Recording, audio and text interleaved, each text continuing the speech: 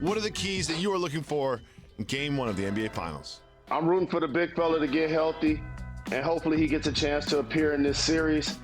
And I want to make sure I shout out Giannis, and I want to make sure I shout out Devin Booker. You know I'm a really loud voice when it comes to making sure players who get drafted by a team, especially if they're elite all-NBA caliber players, I appreciate when they stay loyal to those situations and they get paid off. This happened for Devin Booker. People were asking for him to be out of Phoenix. This happened for Giannis. People were asking him out of Milwaukee. So for them to both be in the finals is terrific for the league. With that being said, after 16 years, the story is Chris Paul, David Jacoby. That's the story. Just think about it like this. Chris Paul, when he got to the Clippers, they were a lob city. He had to reinvent his reputation because they didn't get it done. He went to Houston with James Harden. Some dubious things happened. They didn't get it done.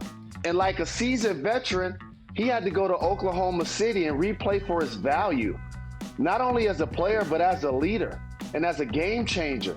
And that put him in position, along with the fact that Devin Booker was outstanding and Phoenix was 8-0 in the bubble, to add Chris Paul, to add Jay Crowder, veterans, to go with Ayton, who's a terrific young big, who's been outstanding this year's playoffs, Mikal Bridges, Cam Johnson. Cameron Payne was out of the league. And the poise and the discipline Chris Paul plays with, not only just the way he closed them out in the fourth quarter with the oohs and ahs and the buckets, but how about keeping his composure when Patrick Beverley lost his, including the push, because that could have became a melee. And we could be talking about all of the people that are suspended for the NBA Finals, not just the fact that Patrick Beverley got suspended for one game. That's a really good point. I don't consider that because I remember people online were talking about how the Suns should have reacted to that, but I love the way the Suns reacted because why waste your time on Pat Bev when you are facing the Bucks in Game 1 tonight at 9 p.m.? One of the things that I'll be keying on is something that was very crucial to the Bucks-Hawks series, which is what will the Bucks defense do against the pick and roll?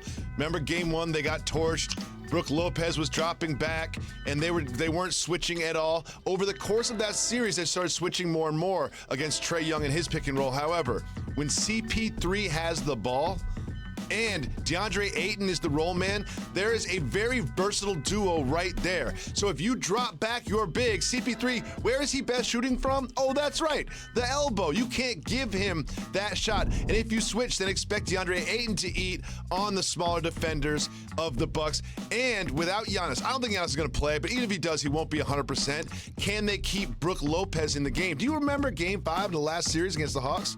Brook Lopez looked like the best player in the league. He was dunking on everybody. He was cutting. He was not just standing on the outside shooting threes. If you can get that Brook Lopez, that can give him a chance. But can the Suns play him off the floor with the pick and roll? That's what I'm looking at. I think they can. I think they will. And you don't really scrap what you've done. You're in the NBA Finals. And also, Brook Lopez is a 7-footer. His mobility is going to be challenged against some of the best perimeter players we have in the league. Guys like Trae Young are wizards with the ball. So absolutely he's going to struggle. But here's one of the things. DeAndre Ayton and Chris Paul hooking up as an assist combination is one of the tops in the league. CP3 and Devin Booker are also amongst the top 5 in the league at making mid-range buckets. So while the pick and roll against Trae Young is played a lot different because he has an unlimited range. See, he can shoot from the hash mark. He can shoot from half court. You don't really see Chris Paul and Devin Booker doing that as their forte. So for Brook Lopez, I think that allows him to still stay in the game, be a guy that can take Ayton as a roller, but more importantly, play dominant in the paint. Play like a 7-footer.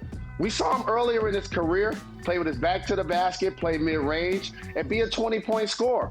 But as the league evolved, players like Brook Lopez evolved, and he started to shoot more threes to spread the floor for Giannis. But they're going to need Bobby Portis, Chris Middleton, Drew Holiday, all of those guys to get points in the paint like they were doing in the previous series to close out. Absolutely. And as we've been leading up to this series, there's been so much time in dissecting all the matchups and looking at the online stats and analytics and reading this stuff. And one matchup that's come to light that's really important in this series, and that is Chris Paul versus the referee Scott Foster. If you cover the league closely, you know that this is a rivalry that is dated back years and years and years. But Chris Paul in playoff games that are officiated by Scott Foster, he is favored in 7 of the 11 games, and he's lost all 11 games. That is not a coincidence. Jalen, do you think that this sort of hype around this matchup will affect the way that the NBA selects when Foster appears in this series? Not at all. You see he's officiated 11 of Chris Paul's games. You see it didn't stop at 4, 5, 6, 7, 8, 9, or 10. Scott Foster has proven to be one of the best at what he does. Chris Paul is clearly a Hall of Famer. And also, Chris Paul, along with being talented and a terrific playmaker, I think what people forget about him that I love, he's also an irritant. Like all of the things that you love about Patrick Beverley, Chris Paul is a lot of those things too. It's just that he's a much better basketball player. So I don't think that Scott Foster officiating the game per se is going to change the way the Phoenix Suns and Monty Williams approach the game. However, for Chris Paul, it's going to be in the back of his mind when those 50-50 calls go against his team. But I think the Phoenix Suns are going to be ready to stay focused and stay disciplined like they did in the previous series. That's a really good point. Now, Jalen, you know that you are the best NBA analyst walking this planet. However, thank you, brother. I am ESPN's senior broken nose analyst, and I have noticed something about Devin Booker. I've had my nose broken so many times that I'll tell you what, them closing out the series a little bit early is going to make him feel better. He hasn't really been the same ever since he broke his nose, but those 3 days off, those 4 days off, then the swelling goes down, the nose feels a little bit better, you feel a little bit more confident about it. I'm expecting the old Devin Booker to come back tonight in Game 1 having a big game. And that is not just my opinion as a co-host of Jalen and Jacoby. That's my opinion as the senior ESPN broken nose analyst. Thanks for watching ESPN on YouTube. For live streaming sports and premium content, subscribe to ESPN Plus right now.